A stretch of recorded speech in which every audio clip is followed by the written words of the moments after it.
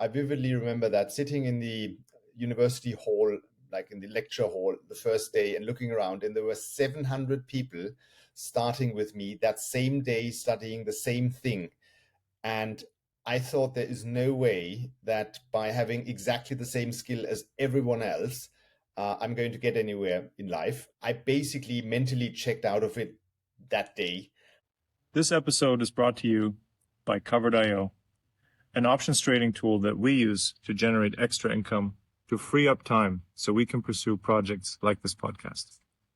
This is the Covered Call, the podcast where we explore the journey towards true freedom. In each episode, we bring on guests that have charted their own course towards more freedom, more contentment, and more impact in their lives. Today, we're joined by Swen Lorenz. He's an investor, entrepreneur, and a writer who's built a life around topics such as freedom, his own curiosity, contrarian thinking, and uncovering hidden investments. There's even an event and an ebook that I saw in your things called Weird Shit Investing. I'm really curious to see what all that's about. And also who came up with that chicken that wears a suit, because I freaking love that. Swen's journey really seems like a masterclass in thinking differently and living boldly. And so I'm very, very excited that you're here today with us, Swen. Thank you so much for joining. Hi, Jason. Hi, Lois. Myself, very, very happy to be here. This is going to be a very different kind of conversation based on what we've discussed so far. So I'm myself excited to be participating in something that's slightly more experimental and lateral thinking and edgy. Nice. Thank you. Yeah, I'm glad that you think of us in that way. These are all good adjectives. We have a lot to live up to right now. So we really are trying to figure out with this podcast, with this initiative that we're doing here, to connect with people like yourself who are walking a different path in life, who are not doing the 9-to-5 grind, and who are basically following their own passion, but turn that into a business, investment opportunities, share that with others, etc. So I became aware of you because of a lovely guest that we've had on, Adrian Day, and he spoke very highly of your essentially of your research. He said, yeah, he does some really high quality research. You should look into his stuff. And so then, that's why I looked you up, and then I saw like, oh, there's a lot more here than just, shares research. So I would love to connect. And so now here we are. Swen, I'm super curious. How did you get started with this? Probably a bit by accident, and also simply by doing things, starting them, and then learning by doing. So I got interested in shares and stock market investing when I was 16, and I started reading magazines about it at the time. And then I went to shareholders meetings in the Frankfurt region, sort of skipped high school and went to shareholders meetings instead, and asked lots of questions at these meetings. And there was a journalist from one particular investment newsletter that was read by basically all the banks in Germany. And they didn't have any young talent. So it was a bit of an aging industry. And he asked me, hey, would you like to occasionally contribute something to our newsletter? And that's how I got started as a freelance writer. And that enabled me in a way to take the first steps towards what is your favorite subject, that of living a relatively free and independent life. I had income, I had spare cash, and I was doing a job that didn't require me to go to an office at 9 in the morning on a subway train. And I guess that carved out or put me onto a certain path. Yeah, fantastic. So literally you followed your passion and you stumbled across somebody, connected with them, and they were like, hey, you want a job? I mean, the best kind of job, which is from home and completely independent, essentially. But I think that sounds too much like randomness. And I basically live by an old motto of Woody Allen, the actor, who said that turning up is 80% of success. And what he meant is basically you have to go out there and you have to make other people see you and notice you, and you have to speak with them, and then good stuff happens. And it's really as simple as that. And I went to these shareholders meetings without really having much of a clear plan, and I asked questions that were born out of my curiosity, and some people thought this is really interesting what this guy is asking about. And then things go from there. Had I just simply stayed at home, none of that would have happened. That's what I'm saying. So do stuff, go out there, take some risks, and then life will progress from there. Yeah, I think, Lovis, we've noticed that as well, right? Like when we've gone and done more than just write an email, like we actually go rub shoulders with people, a lot more organic magic happens, right? I think. Absolutely. Yeah, absolutely. I mean, and even when you meet somebody cool, making the effort of meeting them in person, it seems kind of antiquated, but it makes a massive difference, right? It's a more than 10x difference in the quality of relationship that you build with somebody if you've actually met them in person. Absolutely, and got drunk with them and, staggered home. But Yeah. I think the real magic really lies in both. You have to do the digital stuff and meet people in real life. And through digital channels, you meet the right people and then you get a chance to meet them in real life. But you also have to make that happen. You just have to organize events and dinners and coffee meetings. And it's really up to you to create everything. Everything's there for the taking. You just have to be proactive. Nice. So from this first freelance gig, so when you started that, you said you skipped high school to do that. You were still very young, so you were underage, probably. Yeah, I was 16, and by the time I was 18 or 19, I had basically a full-fledged career as a freelance writer in the German investment industry. And then what was next from there? So I did sign up to university, but there were two problems. First of all, I already had a significant income from my writing. And the other one was, and I vividly remember that, sitting in the university hall, like in the lecture hall, the first day and looking around, and there were 700 people starting with me that same day studying the same thing. And I thought there is no way that by having exactly the same skill as everyone else, I'm going to get anywhere in life. And I basically mentally checked out of it that day. I stuck around for a bit longer than that, but I think really on the first day, my desire to study at university economics and management pretty much died right on the spot. And I then continued my writing and made some money on the stock market and eventually dropped out of university. It's super interesting. So some previous guests that we've had on, most prominent one is Doug Casey. He's now really strongly advocating for young people to just skip university altogether unless you have a super specific reason why you want to go, and it requires the rigor, right? The structured learning, maybe math, maybe physics, maybe engineering. But otherwise, he's like, don't waste your time.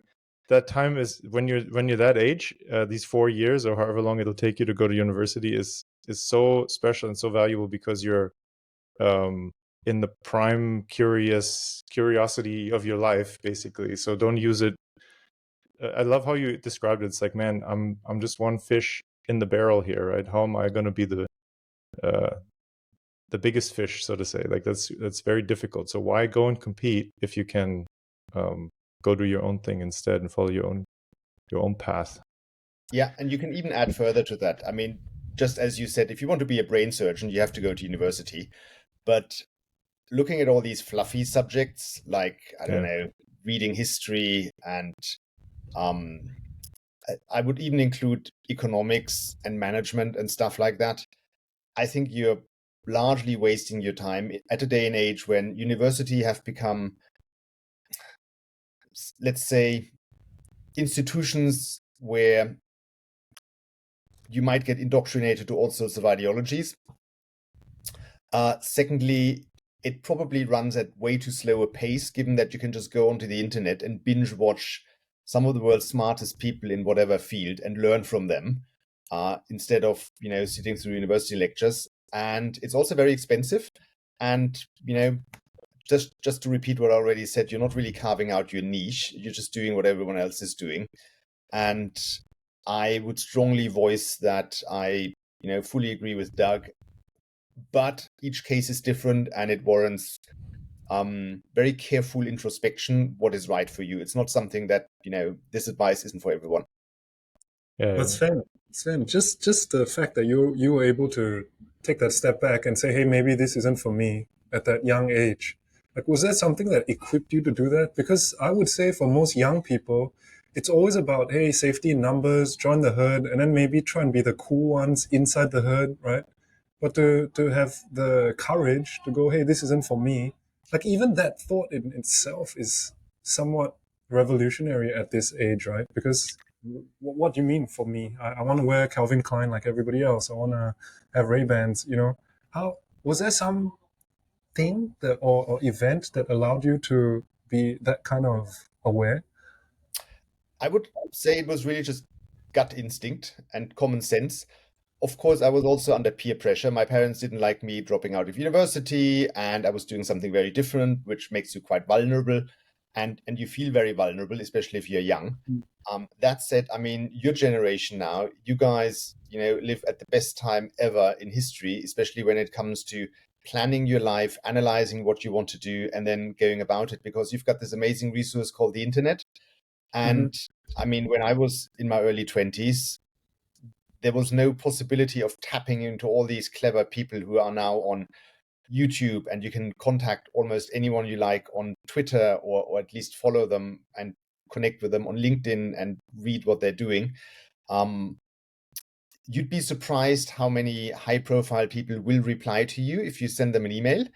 And I mean, you're the Can confirm. Yes. Yeah, exactly. Just looking at your podcast. Of course, it takes a certain personality type, but I think for your generation, it's easier than ever before. And throw into that as a bonus the fact that setting up your own business nowadays is cheaper and easier than ever before. This used to be about, for example, if you wanted to set up an internet business, you needed to buy, server farms and lots of equipment and things like that. Yeah. Now you just sign up to Amazon Web Space, and the cost of setting up a startup, I mean, you can never generalize, but if I had to generalize, and someone in Silicon Valley just told me this last week, the cost for setting up a startup has probably gone down by 10x over the last 5 or 8 years. And that enables you to, do things differently, and everything else is up to you, and nothing in life is easy. Yeah. Especially nothing worth doing is ever easy, right? But yeah, the cost is like laughably small, and I think AI is driving it further down. But we'll see. So if we were to step inside your mind on a random morning, what would we hear? So basically, leave me alone, I'm busy writing. So I enjoy few things as much, or actually nothing as much as writing. And a lot of people say, oh, Sven, your output is really prolific and you write so much, etc., etc. And it's just simply due to the fact that I enjoy it a lot. And I tend to get up quite early in the morning. And from 6 in the morning to midday, I'm basically quite antisocial, and I just want to focus on writing, whether it's articles or research reports or replying to emails or, sending out lots of WhatsApp messages. And I'm just, I guess, really focused. And in a way, this is the most valuable part of my day, because I'm the most productive. So you would only hear work-related things in my mind at that time of the day. After 12 o'clock, I tend to loosen up a bit. That's good. Well, so you have that very much set aside. But so you shift through many different time zones. Do you try to keep that routine the same no matter where you are? I do, very much so. Of course, it's not always easy with different time zones. Then again, I'm also not traveling that much. I mean, so yeah, I wouldn't call that a major issue, really. It's just down to establishing a routine. And then if you live by that routine on 90 or 95% of the days, then you're already ahead of 99% of everyone else. Yeah, and 100%. Occasionally, having a glitch in the matrix is not really an issue. You're not perfect. And so how do I say this? You clearly had the passion to go and pursue this, but did things like desire for freedom and independence play into that? Is that a conscious choice, or is that just kind of part of your operating system? Like there really wasn't a different option for you? It's probably a bit of both. And in retrospective, things are always much clearer than when they're actually happening. And I guess if we want to speak about freedom and independence and taking steps towards that, the first serious step that I had to take towards that was when the German military was after me, because back in the 90s, we still had conscription in Germany. And there was also the option to do social services. That would have been 18 months. Conscription was, I think, 12 months. And as I always said, for me, it was very much about the principle. I don't like being told what to do, least of all by a government bureaucrat who thinks they own my life. And had it been one day, I would still have objected against it. And what I did at the time, and this is where, what I said earlier, that I already had some income that comes in handy. A little bit of spare cash can buy you freedom. When I was 18, I had enough money to hire a lawyer and defend me against the military. And I did a few other things. Maybe I incentivized one or the other doctor to come up with a medical opinion about, things that I was potentially suffering from.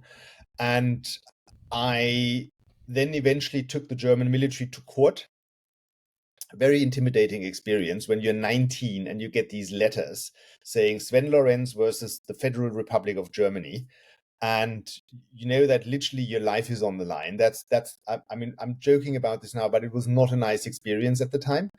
And I knew that I was never going to win my case because I was up against the system, the machine. So I knew that there was going to be a point where I needed a plan B. And the plan B was that eventually I had to leave the country. With my lawyer, I found a loophole that enabled me to leave the country without being a deserter. So I never broke a law. But I did have to leave the country, and I moved to the UK. And in a way that taught me a lot about the need to be quite conscious in choosing where you live and potentially also simply leaving where you are, which is not an easy decision, because leaving the country where you grew up or where you're already resident and you have family and loved ones and work, that is one of the most serious decisions you can take in life. But sometimes you need to do it. And in retrospective, I'm quite serious now when I say that I'm extremely grateful to the German military, because without them, I would not have left the country at the age of 23. I would not have moved to London. That gave me a very different outlook on life. It gave me access to opportunities that I would have never had. So to cut a long story short, that's how I got my first taste of freedom, and freedom that you have to fight for. But then once you've done it once, it becomes a lot easier and you're more aware of what you're actually doing. Back then, I would not have understood any of that. I was just basically trying to not have to get into the military. Sven, do you mind elaborating on that? Like, why was moving to the UK compared to, say, living still in Germany? What's the big difference there? Because for most people that are not from Europe, they would say, hey, it's two similar social democratic countries that, are very close geographically and culturally. So what was the big aha moment for you when you went to the UK and went, oh, wow, this is so different. I'm glad I'm not still in Germany. I would say that London has a unique position in Europe. It is, and even beyond Europe, I would say that London to this day very much is the capital of the world. And yes, there are other cities that are very important and very impressive and that I like, but there's no other city that sits quite between the time zones in the way that London does. So you've got, America that way, Asia that way, we're in the middle. If you live in London, you can deal with any part of the world in a relatively comfortable way when it comes to time zones. There's still the remnants of the Commonwealth. I don't know how many countries that is right now, but something like 50 or so, which gives the UK a unique global network. International commerce is built on English law. International business is done using the English language. As I've always been saying, if you live in London, you actually don't need to travel, because everyone and anyone comes to London at least once a year. You just need to sit here and wait for people to turn up. And social life, I'd say, is more open and more open-minded than in most other parts of Europe.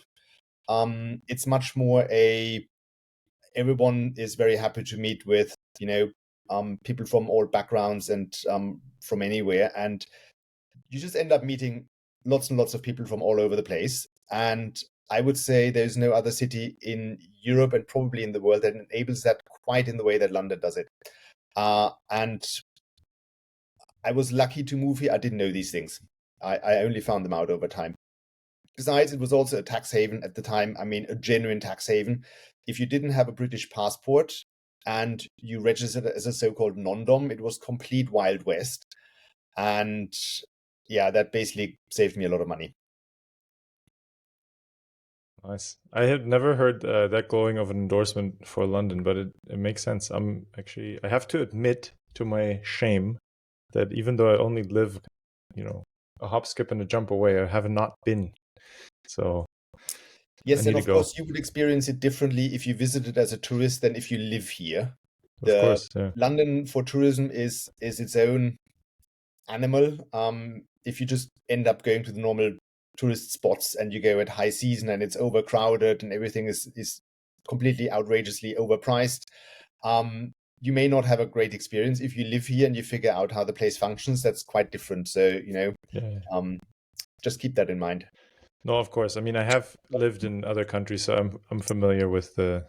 It takes, I mean, to really get familiar with a new place that you move to, I think always takes about a year until you you have to spend like all the seasons once, and then you kind of get the lay of the land and you can figure things out. Yeah, that's been kind of my experience. Maybe you need to get drunk a few times and stumble home a few times will accelerate the learning process. Yeah, probably. But so, Sven, is this where you still are now, or where do you call home? I am currently in London for exactly that reason. You can meet people here easily, but I'm in a hotel room. So home right now is the island of Sark in the English Channel, which is one of the Channel Islands, and that's something I've become reasonably well known for in recent years. I moved to a place that only has 600 residents, but which for all intents and purposes is its own country. It's probably as close to the libertarian dream as any jurisdiction will ever get. It's not perfect, but it's pretty damn good. As I always say, the tax return is one page and you don't have to disclose income or assets. And we don't have an employment law, and the place has a complete minimalist government. It's set within a jurisdiction with great political freedom and political stability. And it suits me very well. It's also a lifestyle question. I like Northern Europe. I prefer that to Southern Europe. And of course, we don't get as much sunshine as Cyprus or Malta, but I prefer to be in an English-speaking country in Northern Europe, and there are only so many choices for that, and Sark suits me very well. How do you get in and out? Is it an airport or is it by boat? So Sark famously has no airport. It also has no cars. It only has tractors. And it is located next to the island of Guernsey, which is one of the other Channel Islands, and they're sort of separately governed. They all govern themselves, basically. And Guernsey has an airport. It has 62,000 residents, and it also has a very successful finance industry. Half of the economy is finance. And incredibly, there are 5 or 6 flights a day between Guernsey and London Gatwick. And there are other flights as well to cities across the UK. I think once or twice a week we now have a flight to Paris. I've never taken that yet. We're not well connected to anywhere but the British Isles, but to get back and forth is really not that much of an issue. You need to like being on boats, because from Sark to Guernsey you have to take a ferry, and that's about 40 minutes, and it's the English Channel, it's not the Caribbean. So it can get rough. If you're lucky, you get to see dolphins. Again, it's just a lifestyle decision. That's cool.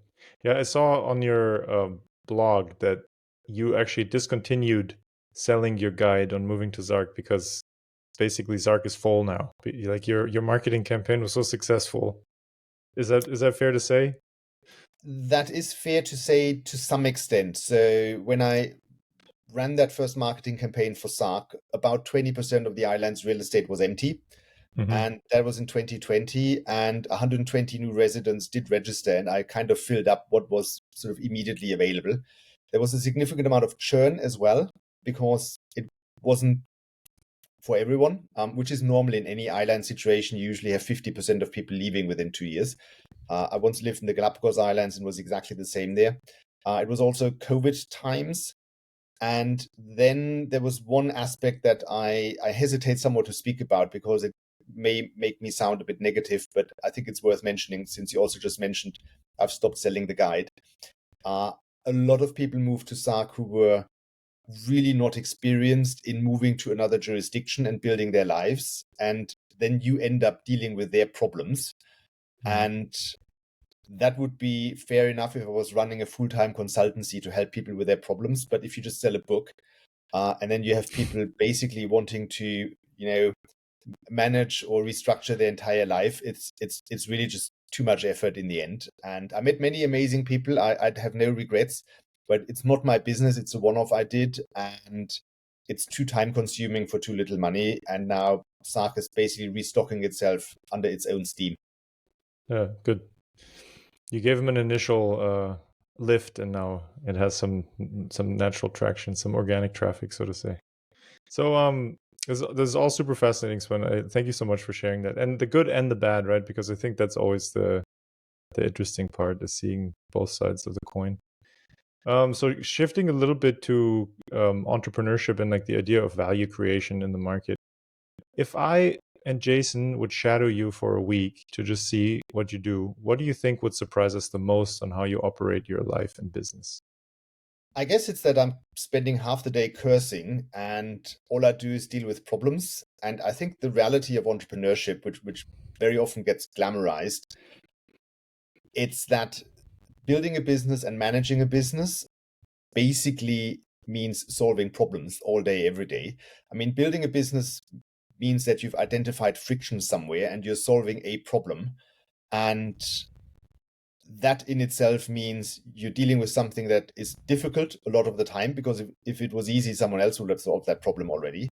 And then if you actually run your own business, if you're the boss or in the senior management team, then if something is working fine, it doesn't end up on your desk because someone is taking care of it. You just deal with all the stuff that, somehow is a problem and no one else can deal with it or wants to deal with it. So in a way, entrepreneurship, much as it gives you a certain amount of liberty and freedom, and it means you may not have to travel to an office in the morning, so there's no commute, which is something I appreciate a lot, but it does mean you still have to deal with a lot of quite unpleasant work on an ongoing basis. It can be very frustrating, and the more ambitious your undertaking is, the more difficult it will be. So you'd hear a lot of cursing. Good. Multi-language, I imagine. Yes. Yeah, But does so it ever get you down, or you always find a way to remind yourself about the big overarching motivation, and that's enough to keep you going? Basically, yes. And I always keep in mind that great quote from Winston Churchill, who said that when you're going through hell, just keep going. There's no other option, really. And I think what helps is to set yourself goals. And there's this other saying, this too shall pass, and to make sure that, every day you tick something off the list, which gives you a very satisfying feeling. And then you just plow on with the next one. Yeah, 100%. Do you use a specific framework for goal setting, or is it just something you come up with like quarterly goals for your business, or is it different? Is it like a to-do list, a daily, or how do you do it?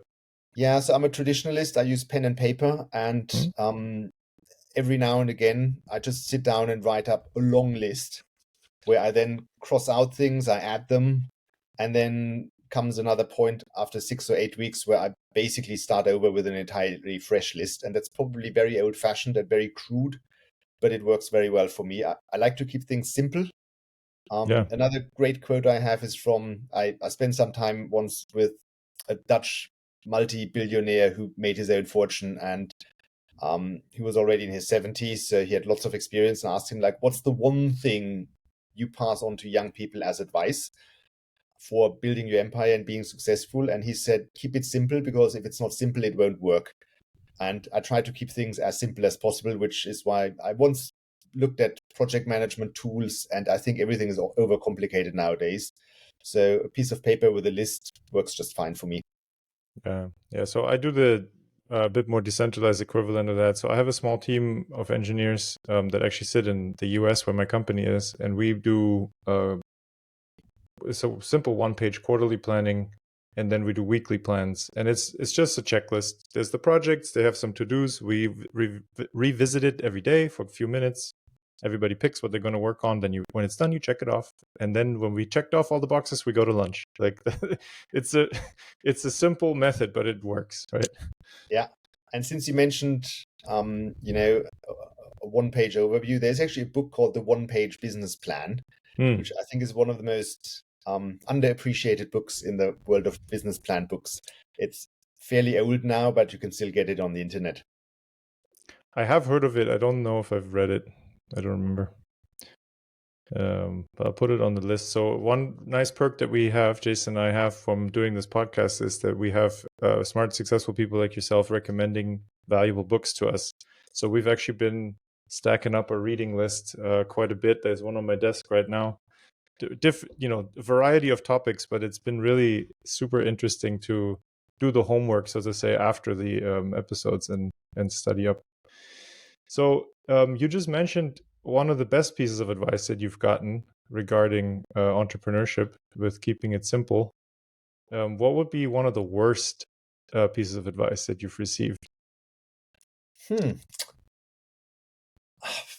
Can't think of a piece of advice right now, but I think one of the worst things I've done in my life is to ignore my gut feeling. And I think kids should be taught in school to listen to their gut feeling and how to do that. And I'd say the few major regrets I have in life boil down to I kind of knew it was not the right thing, but I did it anyway.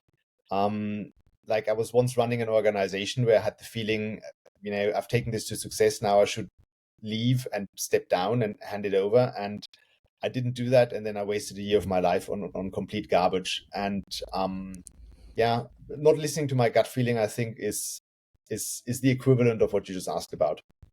Yeah. Do you have in your ventures, do you have business partners typically, or are you a solo entrepreneur? I have business partners. Yeah, you can't do things by yourself. Okay. Can you elaborate on that a little bit? So I think the one that's most visible right now is I've set up a new fund management business called Sanya Asset Management based in Guernsey. And I have two co-founders in that. And the three of us got this started. And without each of the three individuals at the table, this would have never gotten off the ground. And then I think quite importantly, and possibly even more importantly, we now have a number of shareholders who contribute actively to the business and contribute a lot of knowledge as well.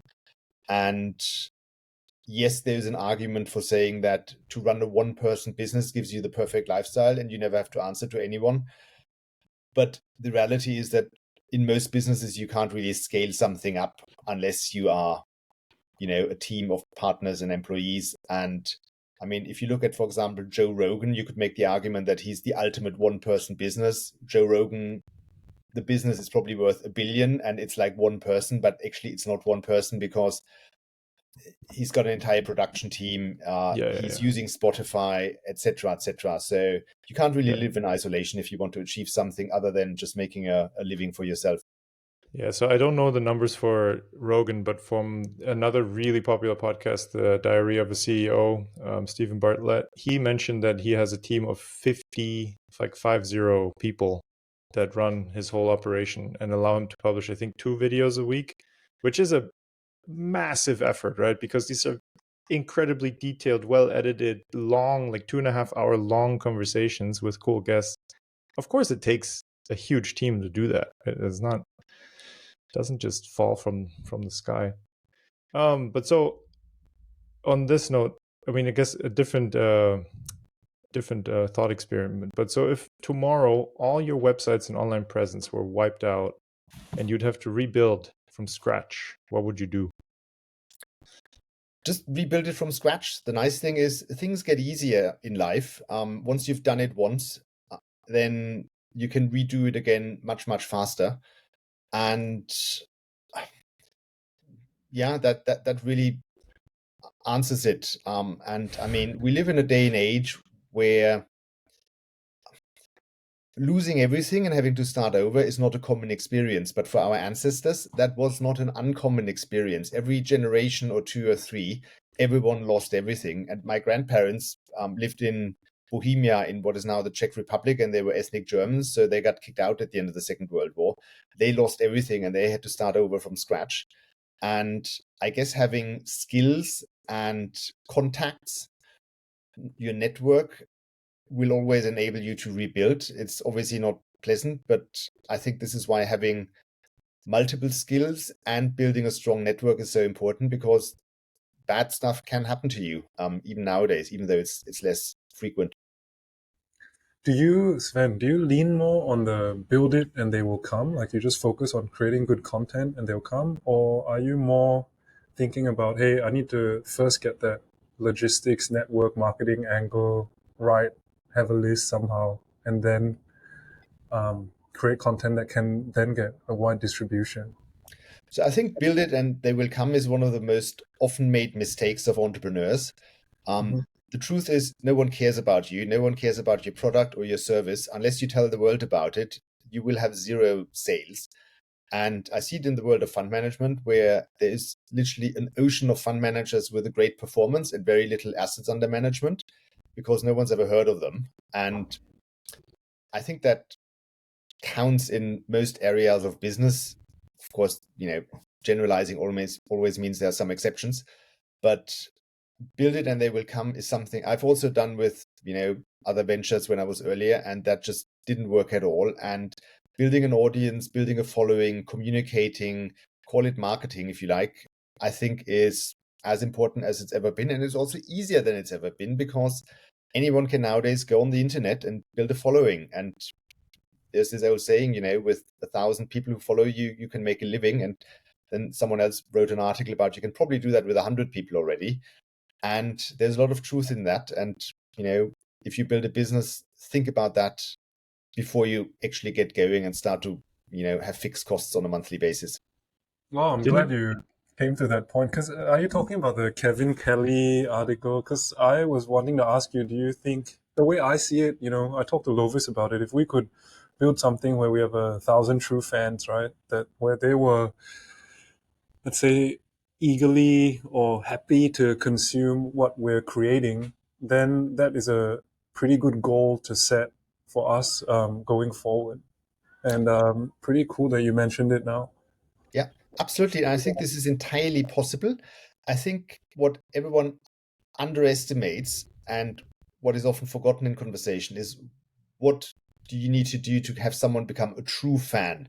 I mean, you can have 1,000 people following you on YouTube or even signed up to your email list, but at what point do they become true fans who will also, happily support you in your work financially? And I think what gets forgotten and what is underestimated is the value of consistency and having done something for a while. And there's this great rule that in, I guess, podcasts and blogs, in the first year, 90% of people give up. And in the second year, another 90% of those who are left give up, which means that from year 3, only 1% of those who started are still actually around.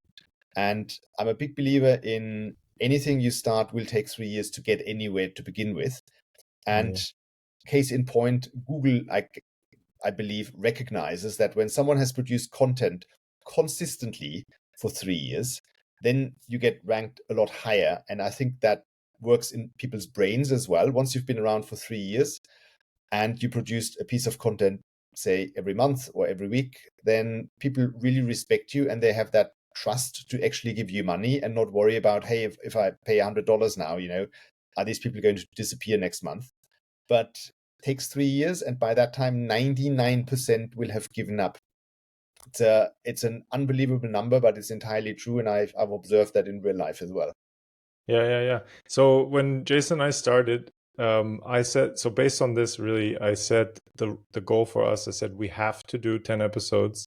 It is not worth even starting if we're not committing to 10, because there's a similar statistic. I didn't know the one about the 1 year, but there's a similar statistic that 90% of all podcasts that get started don't achieve episode 11, basically. So I was like, I'm not doing it unless we commit. Yeah. It's that, and if you want to have me tell you a bit about a magic thing in content generation, it's also that media consumption is a habit. And you have to produce consistently to become part of the habits of your followers. And that's a good that's point. the reason why I produce an article on my blog, undervaluedshares.com, every Friday religiously. At most, there will be 2 weeks a year when I might not produce something, which is usually, like the week between Christmas and New Year's. I'm considering whether I do something. But other than that, and I think last year I did 52 articles, if I'm not mistaken. And there are way too many people who think, oh, I'm taking August off because in August, I'm going on holiday with my family. In 3 or 4 weeks, people change their habits and they will have forgotten about you and change to someone else if you do that. So consistency is an incredible power if you utilize it to your advantage, but it can also really, throw you back if you're inconsistent. Well, Well, that's thanks a for really good really point. driving that home. That's really Yeah. good. It's so easy to say, oh, we got to be consistent, but no, like specific, right? Every Friday, same time, no matter what. That's the level of consistency. That's really cool. So wanting to talk a little bit about your contrarian thinking and investing. I mentioned in the introduction the weird shit investing summit. It's even fun to say. So how did you come up with that? Is that your event, or are you participating in it, or how does that work? No, it's my event. And Yeah. so it came about because I write a blog called undervalueshares.com. And because I believe very much in the power of meeting people in real life, and because I have very interesting readers, I regularly send out emails saying, hey, I'm in this or that city on whatever date. Do you want to, do a few people want to get together for drinks or dinner? And I hosted a few readers for drinks in New York. And one of them said, hey, Swen, you're always writing about this really cool, weird shit. You should do a conference about that. And then 2 days later, I told a friend in Miami about that. And it was basically decided there and then, let's do this. And I did the inaugural edition of the Weird Shit Investing Conference last year, 2024.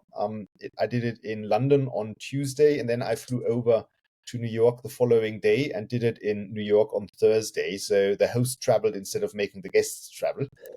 And it was a great success. A manual of investment ideas came out of it. I'm going to do it again this year with lots of improvements and tweaks and changes. Last year was pretty good. I think this year is going to be absolutely exceptional. And it's all about investment ideas that are unusual, complex, innovative. I don't want to use the word exotic because then you think it's just about, stocks that are traded in Africa. It's not that. It needs to be genuinely unusual and out of the box thinking. And it attracts an extraordinarily interesting set of participants. So, sorry, Lovis. Let me just ask this quick. I like this quote from Schopenhauer, right? And he says, and you might have heard it before, he says, thus the task is not so much to see what no one has seen yet, but to think what nobody has thought yet about that what everybody sees. Do you think that that's accurate? Or do you think, no, what you're doing, you're actually going deeper than that, and you're actually trying to see what others have not yet seen? Oh, wow. So great quote. I've never heard it before. I'll have to reread it to fully comprehend it. But I mean, there's really two things. The first one is there are no secrets in this world and everything has been written about somewhere. So what we call original thought will already exist somewhere in 99% of all cases. That said, especially in financial markets, there are generally overlooked corners, and they're overlooked usually because they've become forgotten or because it's very complex. And then you need to find the right specialists who make it their calling to find out and research these niche opportunities. And that's really what I'm bringing together. And some of these opportunities are basically only exist because of, for example, political correctness. No one wants to look at them right now. Bloomberg recently had an article about the people who made bucket loads of money from finding ways how to invest into Russian equities. And that would certainly qualify for such a conference. Other things were forgotten. We had someone presenting last year about defaulted debt securities on the Greek stock exchange that came into existence after the Greek financial crisis, the de facto default of the country, and simply no one's been looking at that thing anymore. So it can be many different things. It just has to be something that you wouldn't have read about in the Financial Times yet, and where you just simply say, wow, that investment really makes sense. I would never have come up with it. And I want to speak to that guy and, make him my friend because this was an amazing presentation. It's very much also about meeting other people. And that's what this event is doing. Yeah. So, one of the magical things that happens in this space that you're in is you get to follow your natural passion, your curiosity. Obviously, you are actively investing yourself in the stuff you research and you talk about, but then you get to connect with other people who are like-minded and turn you on to even more cool opportunities. So it just becomes like this like floral bouquet of opportunity and shared opportunity with others, right? So it's such a win-win-win thing. So this is what strikes me as really being one of the most positive and powerful life and business designs, kind of a thing.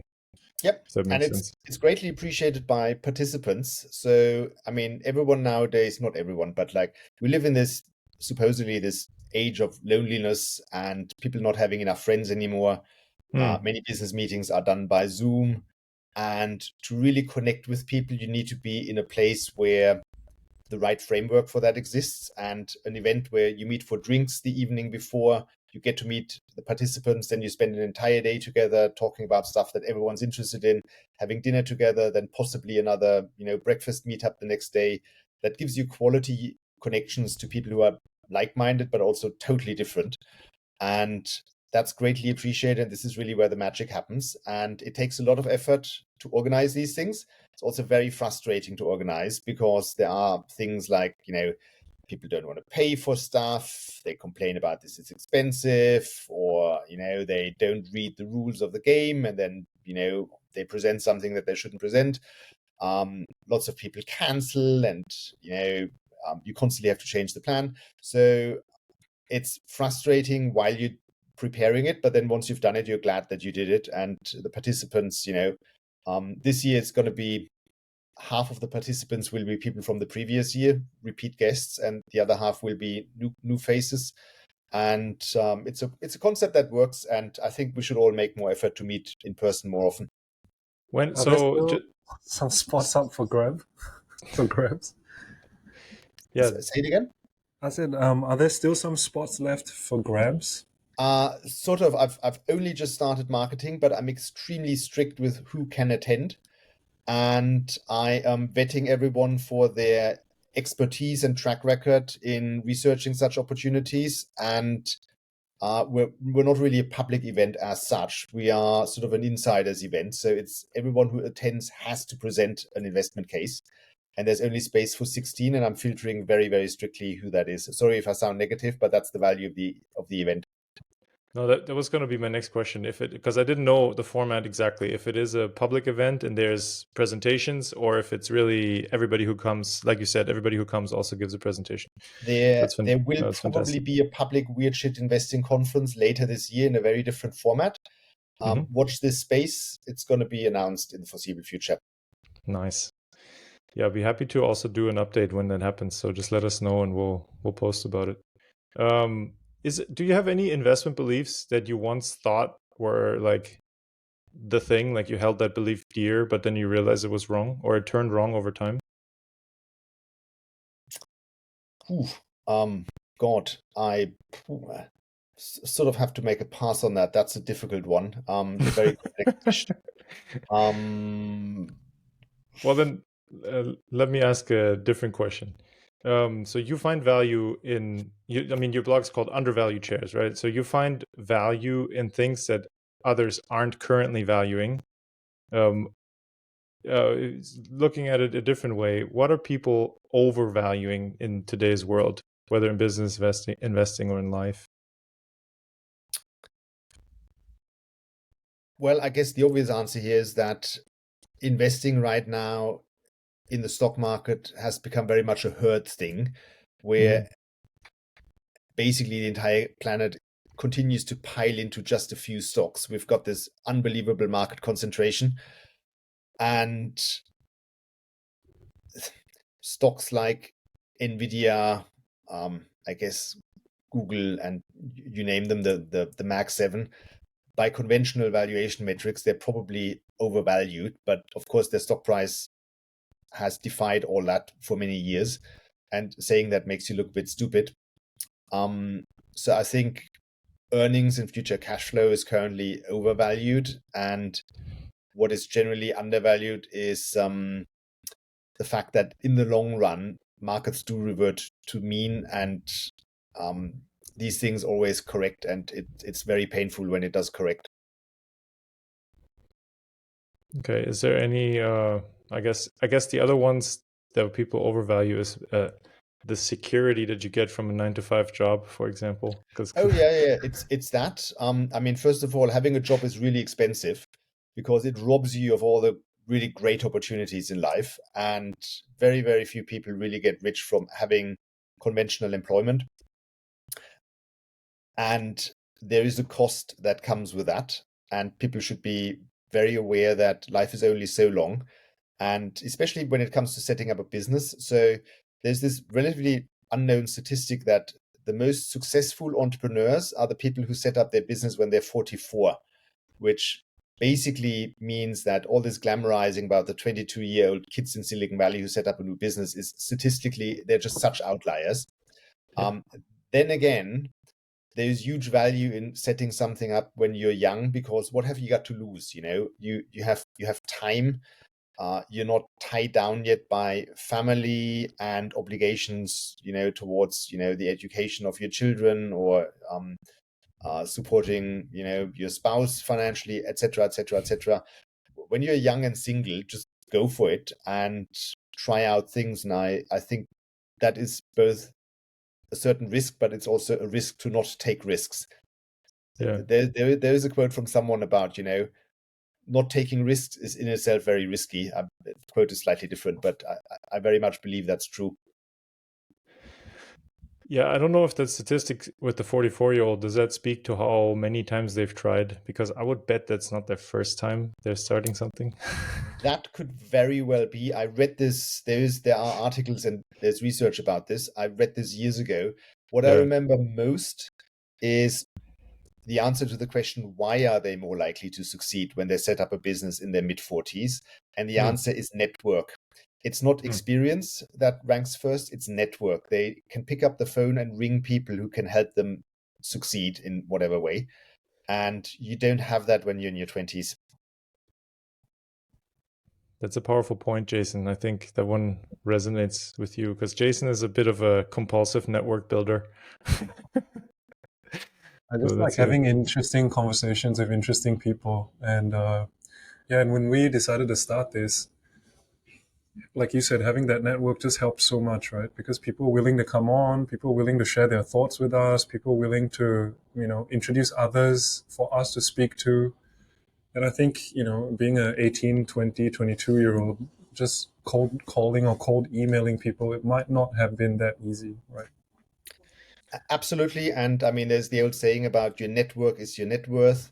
I think there's some truth to that. And again, you are blessed living at the right time, because there's stuff now like LinkedIn where you can just continuously collect people and stay in touch with them in a very easy way. All of that took a lot more effort in the past.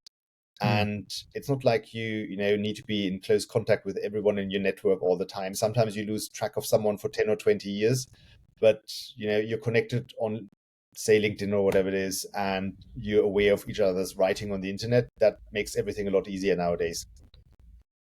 Hey, Sven, you mentioned NVIDIA just now, and that the Mag 7 is a real concentration in investment, right? All, let's say, coalescing around those few tickers.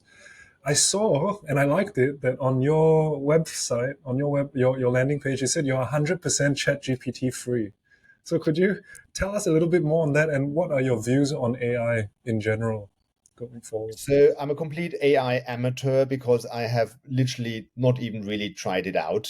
I made this observation that all the people I know who are lazy, they were the first ones to use ChatGPT. And I in my life, I've not seen lazy people succeed. Most things are down to hard work and staying on it for a long time. And the other thing I would say, and that's probably the number one reason why I put this onto the website, there's tremendous value in being original. And I would doubt that something like the AI that we have right now can produce genuinely original thought. Case in point, folks, or just as an example, 2 weeks ago, I published an article about investing in human bones as a financial investment. And that could be, 50-year-old medical skeletons, or it could be 3,000-year-old Peruvian elongated skulls. And amazingly, no one had ever written a substantive article about investing in human bones. And I was the first one to do that. And that brought me, a lot of enthusiastic feedback from my readership. And that's exactly what I'm here to do. And since no one has done it before, could ChatGPT come up with that idea? I doubt it. And that's I see as the value I can contribute, to come up with stuff that others haven't thought of yet, which is rare, but occasionally you hit the right mark. No, I saw that one and I was like, man, this guy's really out of the box. So it definitely works. So I know we're getting towards the top of the hour here, but I would love to close with an anecdote if you have one.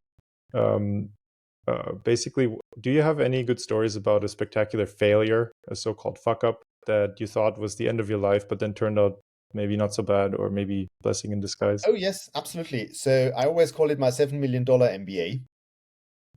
When I was, when was that? So when I was sort of like 26, 27, 28, I believe, I involved myself in a startup involving creating a luxury cosmetics brand in Russia. Friends of mine wanted to set that up, and I said, that sounds exciting. I'll help with fundraising.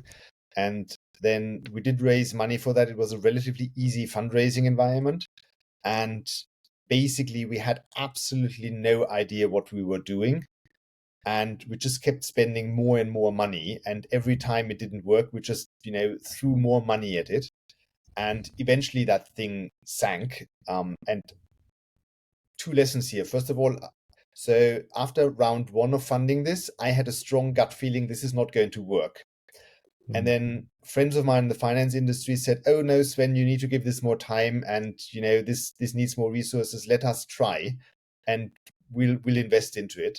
And my gut feeling was, don't take the money, just basically bury the whole thing and cut your losses. And I acted against that and then had years of a big mess to deal with. And the other thing is, we literally, as I always say, we spent $7 million with nothing to show for it. There was no value in the company at all at the end of that period. Yeah. And that was a huge embarrassment. And I'm joking about it now, but I took this, quite serious at the time. And it did feel like, life's coming to an end. Interestingly enough, what kicks in eventually is something that an ex-girlfriend of mine once said, that in a 5-year time horizon, virtually nothing matters. So anything that really gets you down right now, in 5 years, you probably will literally not even remember it anymore. And I have come to believe that is quite accurate most of the time. And the other thing is that your negative experiences eventually become something extremely valuable, because having failed and having hurt yourself is extraordinarily valuable if you repackage and communicate it in the right way. And, now I can joke about my $7 million MBA and people know immediately, oh, he's got experience how not to do it and how to avoid mistakes. And that's where this thing is just so unbelievably valuable. Excellent. Sven, thank you so much. So what's the best way for anybody that hears this and wants to follow you, subscribe, etc., to find you? So the best way is really to subscribe to my investment blog called undervaluedshares.com, where I publish a free weekly article. And I, up to this point, had a personal website called Swen Lorenz, swenlorenz.com, which I am just about to switch off because of focus. I use that website to write about all sorts of things, entrepreneurship and fundraising, politics, lifestyle, etc. But I haven't written on it for 3 years. And I've now finally admitted to myself that in the next 3 years, I'm not going to have time either. So I'm switching that off. So follow me on undervaluedshares.com. That's really the way forward. Excellent. Yeah, and I see on there that you have a very reasonably priced subscription tier of just $49 per year, I think. Yeah. It's ridiculously cheap for a number of reasons. I think we should have a separate conversation about online publishing at some point. But first and foremost, there's a great free article every week. I'm very passionate about my weekly writing, and that costs nothing. It doesn't even require you signing up. And that's, I think, something your readers should check out. 100%. Cool. All right. Thank you so much. Great. Yes. It's been fun talking to you, and let's do this again sometime. We could have gone on for hours. Yeah, I really enjoyed it. Thank you so much. This was another tightly time-fenced conversation. I kind of think I really like it, actually. it's good, right? We pack things in. Everyone tries to make sure the value per information signal per minute is pretty high. So he keeps saying our generation, and I don't know he doesn't know how old we are, I don't think.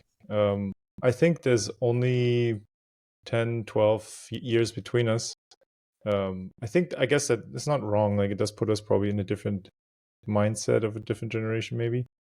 Maybe a bit more familiar with the internet tools growing up, etc. But I just really love this because I genuinely think of him as being this like 10, 15 years ahead of us on the learning curve. Yeah. And there's like so much value that he shared, I think. I mean, perhaps what he meant by generation is not only age, but where we are in our evolution as, let's say, investors or creative writers, or people that produce content in an entrepreneurial capacity rather than working as a 9 to 5, right? So maybe that's what he's referring to. We'll have to ask him. What did you think was unexpected, like a fun takeaway? I like the way he helped us to frame it when he said, "Hey, just be consistent," right? That's good. I agree, but it's good to be reminded. I can totally resonate with what he's saying about going out and meeting people. Like, right? We've talked about this 100 times, and the magic that happens is so priceless. It's almost laughable that a lot of times people choose to just send an email, right? I know it's so much easier, right? And it's just everyone's got family to look after and obligations. But when you set that time aside, yeah, I often think about Grant Williams. When I was subscribed to him at Real Vision, he would spend that time traveling around the world to sit with people while he did those interviews, right? And it was very inspirational for me to see that. So yeah, those are the two: meet people and be consistent. Yeah, it's good. I mean, you've been the one basically reminding me to do that more, right?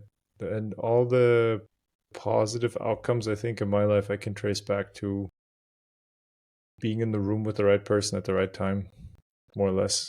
And there's always an element of luck. And I really like this. I think it's a concept from Naval, but you increase your surface area for getting lucky, right? By being out there, by doing more things, doing like sometimes random things that you maybe have never done before. You run into cool people, you think new thoughts, you are exposed to new ideas. Like, I think that's seriously what it's all about. Yeah. I mean, say people look at the world and they see their roles as, contrasting between being a maker versus being a manager, right? So if you're a manager, you think about, hey, I've got this list I need to check off. So I need to just tick, tick, tick. The faster I tick it off, the better I am at my job as a manager, right? But if you're a maker, you don't really know what's on the other side of what you're trying to create, right? And then when you go and meet somebody, how do why would you write something off the checkbox to say, hey, I need to go and meet this person, right? It's not a task. But if you were making something or you wanted somebody's advice, then going there and you allowing for that magic to be part of the reason behind things, then you're more able to do it, right? Because you go there with not a fixed outcome in mind. And perhaps that's what makes the difference, which mode you're in at that moment, right? Yeah, I think so. Maybe the open-endedness, the chance for serendipity, right? When you meet with somebody. But then, of course, also tons of factors that can influence it both positively and negatively. You never know what shape or mood the person's in at the time. But I don't know. There's also something about like sensing someone's energy, right? Just being in the room with them, you can like pick up on so much more than just on the phone. Although, I mean, one thing that I also truly believe in is with certain things, like writing the email is actually going to hurt you, right? So just pick up the phone and call them. It's already like a 10x improvement Right. over purely written. Right. But it, of course, presupposes that you have a way to call them. Yeah. And I guess that's what he meant about going out there, meeting people, build what your network is your net worth, right? Because it's all about who can you call and get 5 minutes of their undivided attention, and they would be happy to help you. And I think it's very reciprocal, right? Over your lifetime, if you have done things for others, people are more likely to say, "Hey, I would love to pay it back." Yeah. Yeah, so I mean, so I'm glad that I stumbled across his blog, Swen Lorenz, before he shuts it down, because there's some good stuff on there. He's had like there's an article from 2020 where he's showing the numbers of his first $100,000 month of sales, right? So this has kind of really helped me expand my view of like what a blogging business can be worth and what kind of numbers you can do, right? That's like 100,000 divided by $50. It's like, is that 2,000 people signed up? so I don't know if this, I mean, he also has this lifetime membership. I would imagine that that's Like because 100 people. It could also yeah, be 100 people signing up to that.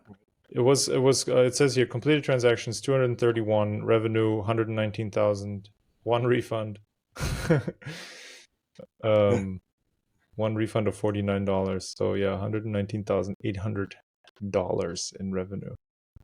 So it was probably a mix of annually reoccurring and then a bunch of lifetimers as well. But Oh. that's cool, right? And then when we ask him, he doesn't even push it. He says, no, just subscribe to the free one. I'm very proud of that one. Right? Like I love that. I love that he was like, yeah, don't even worry about that one. The free one is where it's at. Yeah. Yeah, similar to what Rick Rule said, right? Just create value and it will resonate and people come back and people go, hey, I want more of your stuff. Yeah. Yeah, it's build trust first, right? And then even get into the circle, right? And then when he writes like, hey, I'm going to be in this town, go and meet, right? Go and meet him. Yeah. Have him buy you a drink. I want to go to London now. I want to go to that weird shit investing conference. Yeah, we have to set that as a goal. Maybe one day we can be cool enough that we can give a presentation there. Yeah. I mean, I'd love to even just go to the public one first, right? Yeah. If he does one end of the year. Yes, if he does a public one, for sure, I would also go and attend. Yeah.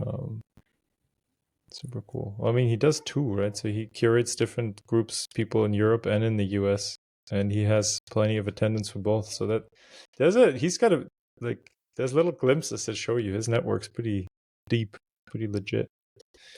I mean, if he's looking for 16 people to give a presentation and they've not been on the list before, that's nice. Yeah. That's pretty cool. It's a good way to enter the group, right? Yeah. Really cool. Well, I'm very grateful for Adrian Day's recommendation of looking into undervalued shares and by extension Sven and having him on. I think it's yes. Thanks, Adrian. Super rich addition, and definitely looking forward to connecting with Sven more. There's I think tons of more tidbits he can give us specifically because it's very relevant to what we're trying to do. And also, I haven't finished reading some of his articles. I have to read them and download them maybe before he turns off that blog.